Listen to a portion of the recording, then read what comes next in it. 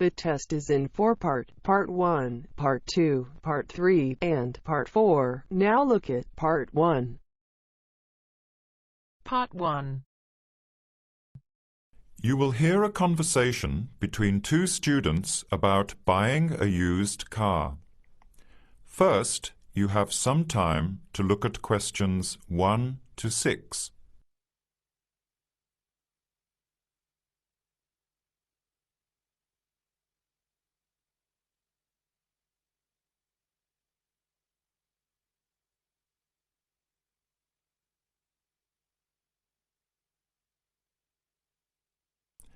Answer the questions as you listen. You will not hear the recording a second time. Listen carefully to the conversation and answer questions 1 to 6.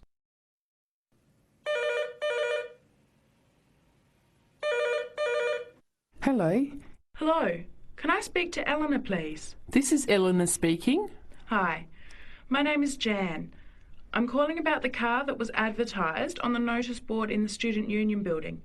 Is it still for sale? Yes, it is. Your ad says it's a 1985 Celica, in good condition. It's old, but it has been well looked after. My family has had the car for 10 years. I'm just the third owner and my mother had it before me, so we know its history. We've got all the receipts and records. It's had regular maintenance and the brakes were done last year. It runs really well but looks its age. Why are you selling it, by the way?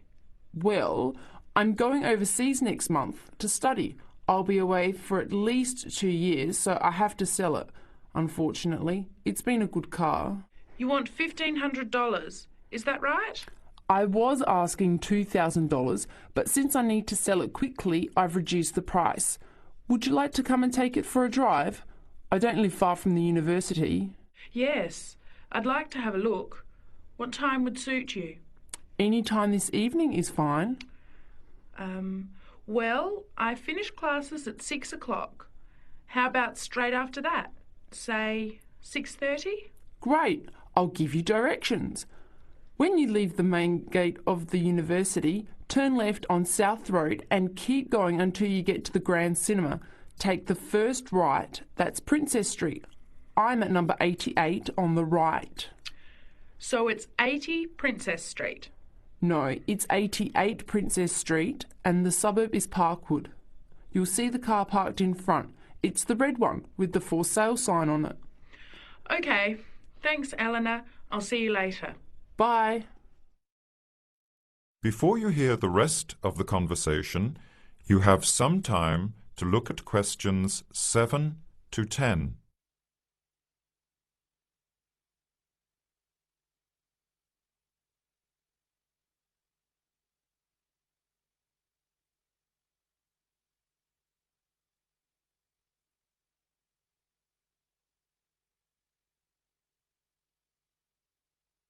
Later that day, at the university, Jan meets up with her friend Sam and tells him about the car. Hi, Sam. Hey, Jan. What's happening? I'm glad I ran into you. I've decided I have to get a car. You're going to buy a car? Do you really need one? I'd probably still be driving, except that my car broke down last year. Instead of getting another one, I just moved closer to the university and went back to riding a bike. Better for the environment, better for my health, and I save a lot of money. Did it really cost that much? Well, when you think of registration, insurance, rising petrol costs, parking plus maintenance and repairs, it adds up. I know it's going to be expensive, but I really need my own transportation. It takes half an hour by bus each way to university as it is. But now I'm working at night in the city. There's no way I want to hang around waiting for a bus late at night, then walk 3 blocks home alone. Hey, I think you've got a point there. So what kind of car are you looking at? It's an 85 Celica, same kind as I used to have. The owner's asking $1,500. That's pretty old. How many kilometres has it done? You know, I forgot to ask. I'll have to check tonight when I go to see it. Would you be able to come with me to have a look?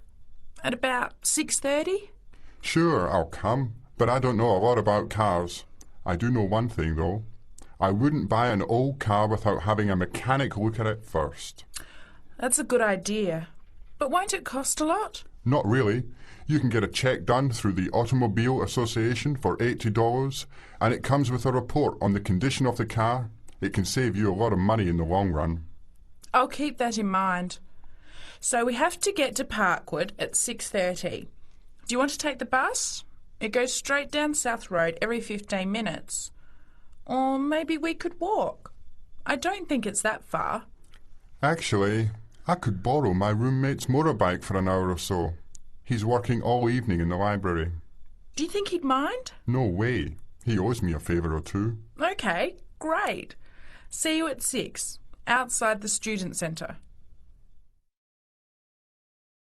That is the end of part 1. You now have half a minute to check your answers.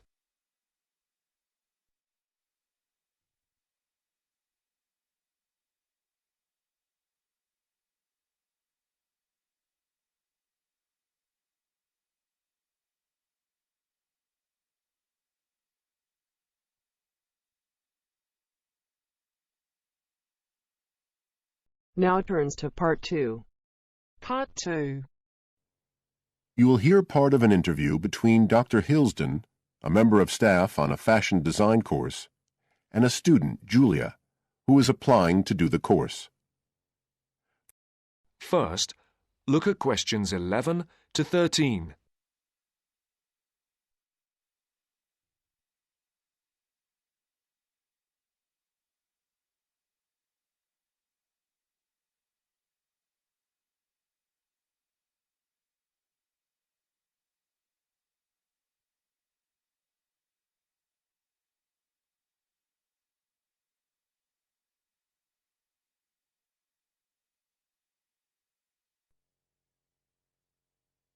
Right, Julia. So, from your CV and portfolio, and what you've already told me, you seem to be very much the sort of person we're looking for on the postgraduate course.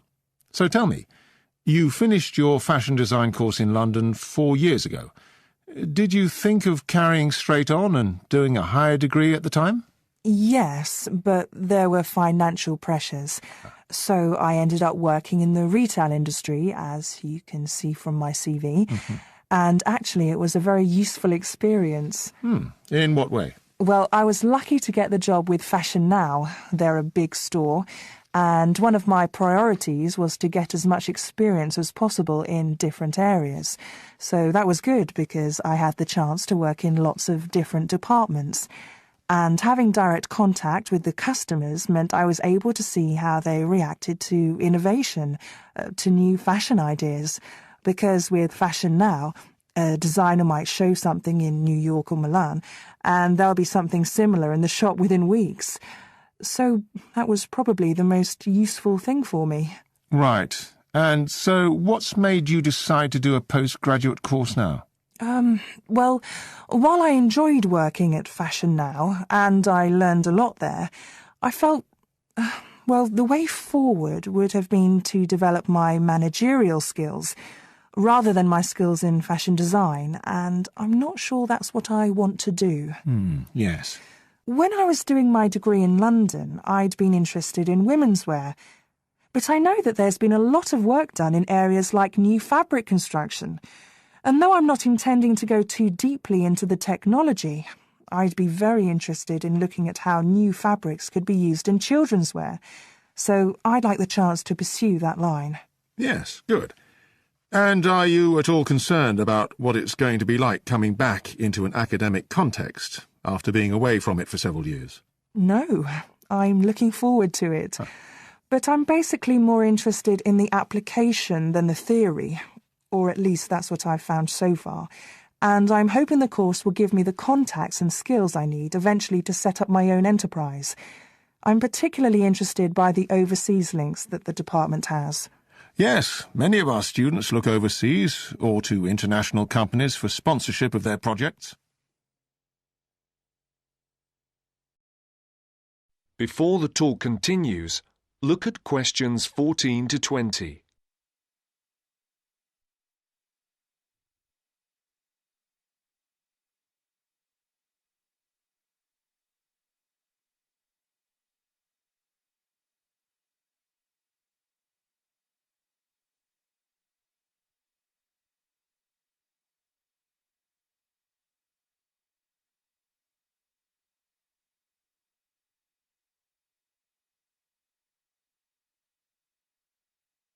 As you listen to the second part of the talk, answer the questions.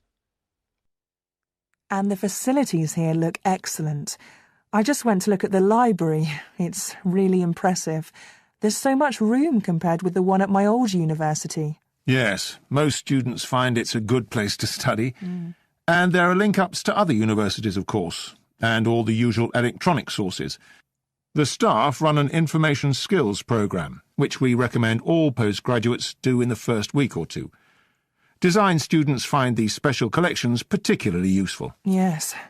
Then we have a separate computer centre, which has its own academic coordinator, Tim Spender. He's got a background in art design, and the ethos of the centre is that it's a studio for innovation and creativity, rather than a computer laboratory. Oh, right. I liked the study spaces where students can sit and discuss work together. Very useful for joint projects. We always had to do that sort of thing in the cafeteria when I was an undergraduate. And I read in the brochure that there's a separate resource for photography. Yes, it's called Photomedia. It's not just for photography, but things like digital imaging and new media. It's a resource for all our students, not just fashion design. And we encourage students to work there, producing work that crosses disciplinary boundaries. It's well used. In fact, it's doubled in size since it was set up 3 years ago. And we also have an offshoot from that, which is called time-based media. This is for students who want to develop their ideas in the area of the moving image or sound. That's in a new building that was specially built for it just last year. But there are plans to expand it, as the present facilities are overstretched already. Right. Now, is there anything you would like to ask about the course itself? I know it's a combination of taught modules and a specialist project, but how does assessment fit in? Well, as you'd expect on a course of this nature, it's an ongoing process. The degree course has 4 stages, and there are what we call progress reviews at the end of each of the first 3. Then the final assessment is based on your project. You have to produce a report which is a critical reflection on your work. And is there some sort of fashion show? There's an exhibition. The projects aren't all focused on clothes as such. Some are more experimental, so that seems more appropriate. We ask representatives of fashion companies along, and it's usually well attended. Right. And another thing I wanted to ask. That is the end of part 2. You now have half a minute to check your answers.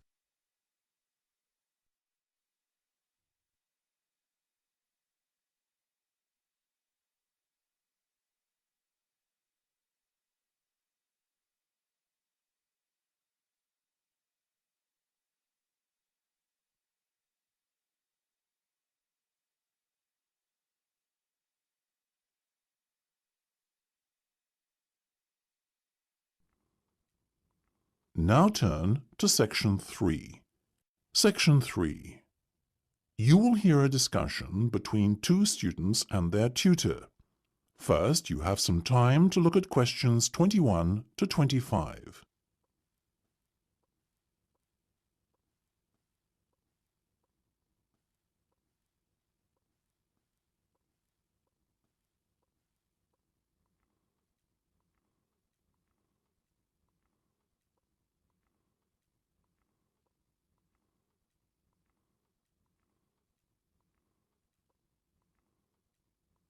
Now listen carefully and answer questions 21 to 25.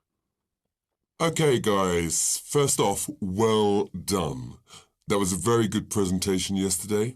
Now I'm just going to ask you questions about it before I give you my feedback. That okay? Sure. Of course. Right.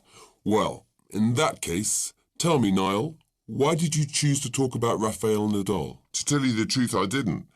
I think I'd better let Sheena handle this one. Sheena? Yes, it was my decision to pick Nadal. Now, that might be a strange choice for a presentation entitled Someone Who Inspired Me to Study Psychology, but... Yes, but I was going to say, it does seem rather an odd choice. Was it simply down to the fact that he's a sporting hero of yours and so a role model? You talk about him a lot, Sheena, so this much is clear. It's true, Nadal is someone I look up to, but my reasons for choosing him were totally professional. You see, I doubt perhaps in the history of tennis that there was ever a better match player than him, and that got me thinking, what is the secret to his success? How does he control his nerves so splendidly? The more we started to look into his background, the more I realised Sheena was right. Nadal was a perfect candidate for this study.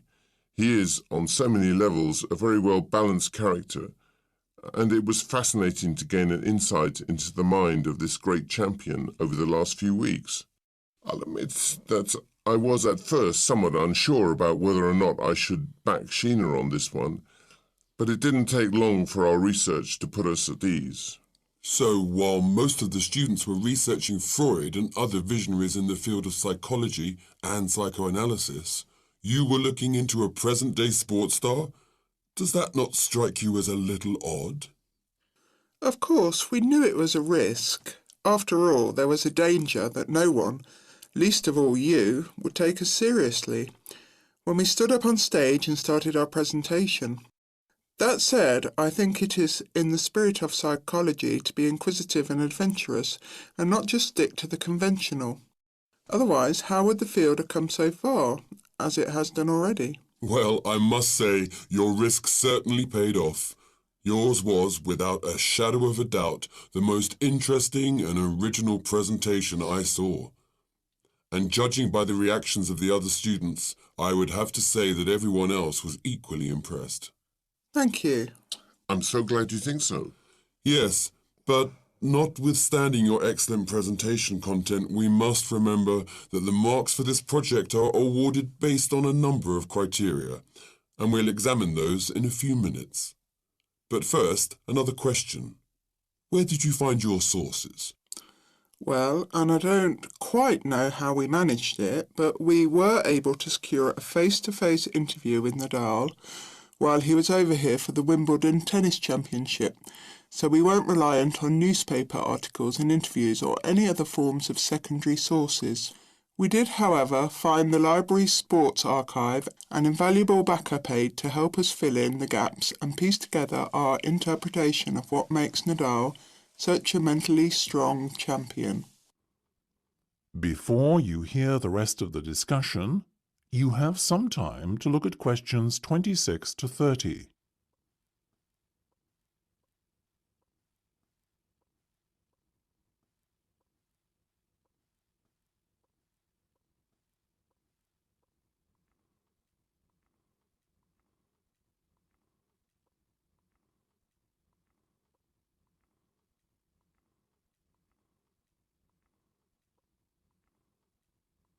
Now listen and answer questions 26 to 30.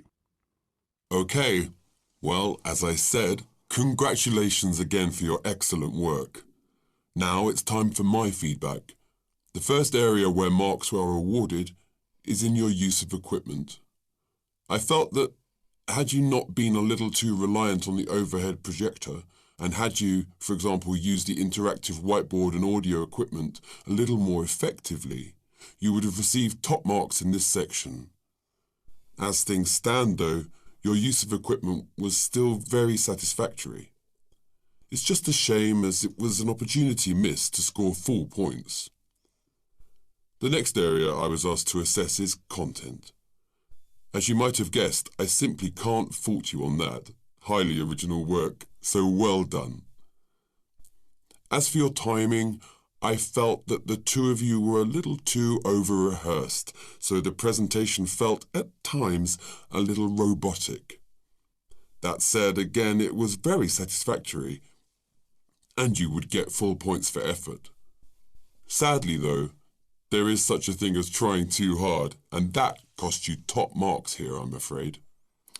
Oh, I see. Right.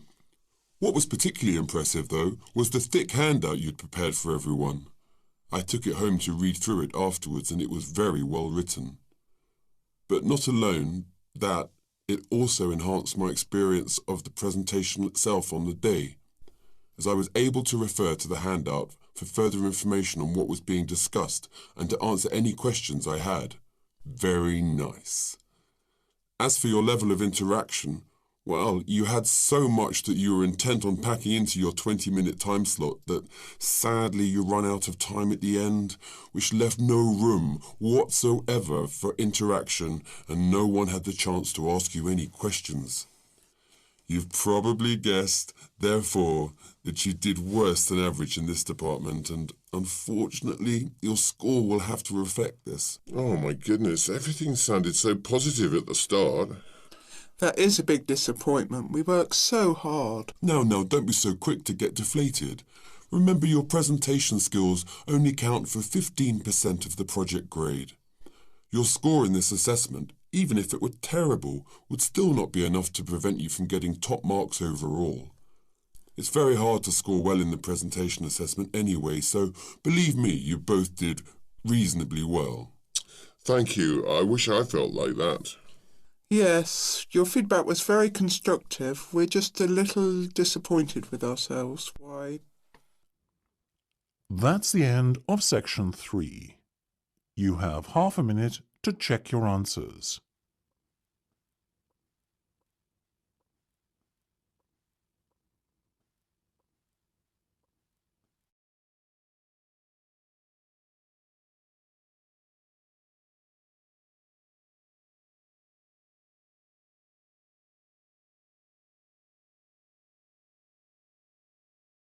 Black bear.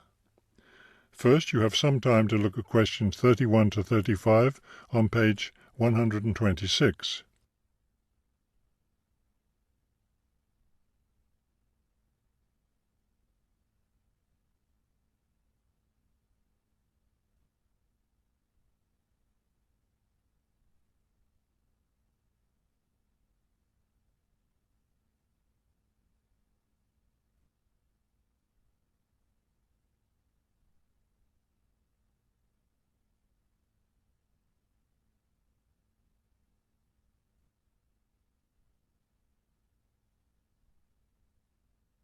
Now listen carefully and answer questions 31 to 35. The black bear, or Ursus americanus, has a wide range inhabiting forested areas of North America, including Canada, the United States, and parts of northern Mexico. Black bears are omnivores, getting their nutrition from a wide variety of plants and animals. The particular foods any one bear eats depends on what's available in the area where that bear lives, as well as on the season of the year.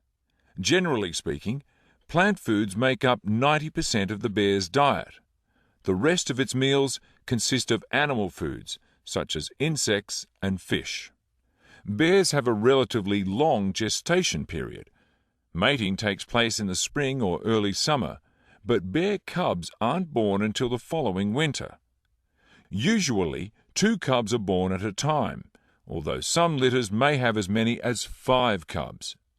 Bear cubs are dependent on their mother and may stay with her for close to 2 years. Wild black bears can live as long as 25 years. They've lived for as long as 30 years or more in captivity. Before you hear the rest of the talk, you have some time to look at questions 36 to 40 on page 126.